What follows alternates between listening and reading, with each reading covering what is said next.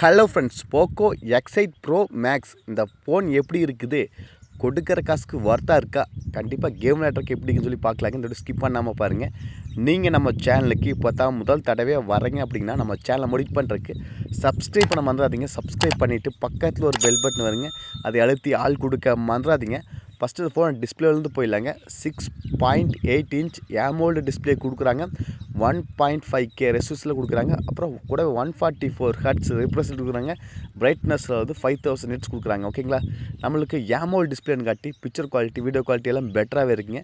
Natural கலரில் தெரியும். அப்புறம் கூட 144 ஹெர்ட்ஸ் ரிஃப்ரெஷ் கொடுக்குறனால நம்மளுக்கு மூவ்மெண்ட் ஸ்பீடு, ஸ்க்ரோல் பண்ணுற ஸ்பீடு எல்லாமே ஃபாஸ்ட்டாகவே இருக்குங்க. லேக் ஆகிற ஃபீலே இருக்காது. நல்லா டாப் நாச்சாக இருக்குது.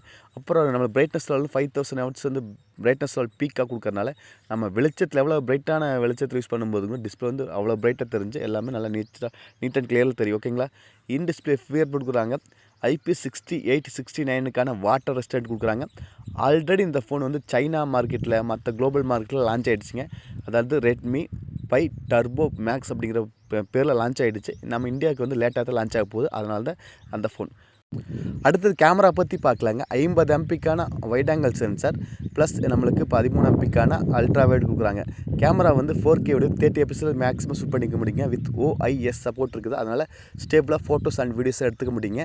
கூட நம்மளுக்கு கேமரா வந்து ஒரு இந்த ப்ரைஸ்க்கு ஒரு ஓகேவான கேமரா இருக்குது. நல்லா டாப் நாச்சாரில் கிடைக்காது, ஒரு ஓகேஸான கேமரா கிடைக்குங்க. ஃப்ரண்ட்டில் 20 MP செல்ஃபி கேமரா கொடுக்குறாங்க. அதுலேயும் நம்மளுக்கு ஒரு ஓகேவான கேமரா எடுத்துக்க முடியுங்க. 1080 வீடியோ 60 fps ஷூட் பண்ணிக்க முடியுங்க மேக்ஸிமம் வீடியோவை. கேமரா வந்து இது வந்து கேமராக்கெலாம் இம்பார்ட்டன்ட் கொடுக்க மாட்டாங்க. ஒரு ஓகேவான கேமராவாக தான் இருக்குது. ஓகேங்களா, அடுத்தது நம்மளுக்கு பேட்ரி தான் முக்கியம். 8500 mAh பேட்ரிங்க. நல்ல மேசிவான பேட்ரி. நார்மல் யூஸ் செஞ்சால் 2 நாள் நிற்கிங்க. அப்படி கேம் அப்படி விளையாடுறீங்கன்னா 13 ஹவர்ஸ் 14 ஹவர்ஸ் அந்த அளவுக்கு கம்ப்ளீட்டாக நிற்கிங்க. சார்ஜ் குறைஞ்சாலும் அதை ஃபுல்ஃபில் பண்ண 100 வாட்டுக்கான ஃபாஸ்ட் சார்ஜ் கொடுக்கறனால குயிக்காக சார்ஜ் கம்ப்ளீட் பண்ணிக்க முடியுங்க. அதனால் வந்து பேட்ரி பேக்கப் வந்து குறைஞ்சாலும் டக்குனு சார்ஜ் பண்ணிக்கலாம். ஓகேங்களா, ஏன்னா பேட்ரி பேக்கப் வந்து 8500 mAh பேட்டரிங்க. ஒரு பவர் பேங்க், மினி பவர் பேங்க்னு சொல்லாங்க. அப்புறம் 12GB ரேம் வேரியன்ட் இருக்குதுங்க. 256GB இன்டர் ஸ்டோரேஜ் மொபைல் வந்து பேஸ் வேரியன்ட் வரக்கு அதிக வாய்ப்பு இருக்குதுங்க. UFS 4.1 கொடுக்கறனால நம்ம ஏதாவது காப்பி பண்ணுறோம், பேஸ்ட் பண்ணுறோம் அப்படின்னா குயிக்காக வந்து காப்பி பண்ணுற, பேஸ்ட் பண்ணுறதுக்குலாம் ஓகேவாக இருக்குது. ஓகேங்களா, அடுத்தது நம்மளுக்கு இதோட ப்ரைஸ் பார்க்கறதுக்கு முன்னாடி ப்ராசஸ் பற்றி பார்த்துருந்தில்ல. இதோட சிப்செட் வந்து MediaTek Dimensity 9500S அப்படிங்கிற சிப்செட்டுங்க.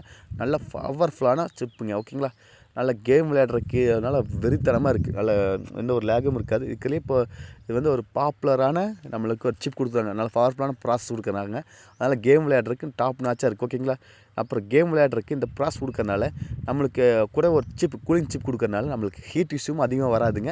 அதனால் கேம் வந்து நம்ம எவ்வளோ நேரமாக விளையாடிக்கலாம். அது கேமிங்காக உருவாக்கப்பட்ட ஃபோனை சொல்லுங்க. ஏன்னா process chipset MediaTek Dimensity 9500S அப்படிங்கிற நல்ல பவர்ஃபுல்லான ப்ராசஸ் கொடுக்கறனால இந்த ப்ராசஸ் வச்சு நல்ல பவர்ஃபுல்லாக கேம் விளையாடிக்க முடியுங்க. எவ்வளோ நேரம் விளையாடிக்க முடியுங்க. ஏன்னா கூலிங் சிப்பும் கொடுக்கறனால நம்மளுக்கு வந்து ஹீட்டும் அதிகமாக ஆகாது. நம்ம ப்ராசஸும் விளையாடிக்கலாம். அப்புறம் பேட்டரியும் 8500 கொடுக்கறனால நல்லா நம்ம எவ்வளோ வேணும் புஷ் பண்ணிக்கலாம், கேம் விளையாடிக்கலாம். அது பேட்டரி குறைஞ்சாலும் 100 வாட்டுக்கான ஃபாஸ்ட் கொடுக்குறனால டக்குன்னு ஒரு அரை மணி நேரத்தில் சார்ஜ் கம்ப்ளீட் பண்ணி மறுபடியும் கேம் விளையாட வேண்டியதான். அவ்வளோ ஃபாஸ்ட்டாக சார்ஜும் கொடுத்துக்கிறாங்க. பேட்டரி பேக்கப் நல்லாவே இருக்குது. அடுத்தது டிஸ்பிளே 144 ஹெர்ட்ஸ் கொடுக்கறனால டிஸ்பிளேவும் ஒரு பவர்ஃபுல்லாகவே இருக்குதுன்னு சொல்லாங்க. ஏன்னா கேம் விளையாடுறதுக்கு இந்த 3 தான் முக்கியம். அதாவது டிஸ்பிளே இருக்கணும், பேட்ரி பேக் நல்லா இருக்கணும், ப்ராசஸ் நல்லா இருக்கணும், எல்லாமே இருக்குது இந்த ஃபோனில். ஓகேங்களா, ஒரு ஆல்ரவுண்டர் பேக்கேஜாக இருக்குது. ப்ரைஸும் ஒரு 42,000 45,000 மோஸ்ட்லி 47,000 வர அதிக வாய்ப்பு இருக்குது இந்த ஃபோனு ஸ்டார்டிங் ப்ரைஸாக. வெயிட் பண்ணி பார்ப்போம். ஓகேங்களா, 42,000 47,000 வர வாய்ப்பு இருக்குது. ஏன்னா சைனா குளோபல் வேரியண்ட்டில் அப்படி தான் வந்திருக்குது. வெயிட் பண்ணி பார்ப்போம். நீங்கள் நம்ம சேனலுக்கு இப்போ தான் முதல் தடையாக வரீங்கன்னா நம்ம சேனலை மோடிஃபை பண்ணுறதுக்கு சப்ஸ்கிரைப் பண்ண மறந்துடாதீங்க. சப்ஸ்கிரைப் பண்ணிவிட்டு பக்கத்தில் ஒரு பெல் பட்டன் வருங்க, அதை அழுத்தி ஆள் கொடுக்க மறந்துடாதீங்க. ஒரு நல்ல பவர்ஃபுல்லான ஃப்ளாக்ஷிப் ஃபோன். ஓகேங்களா.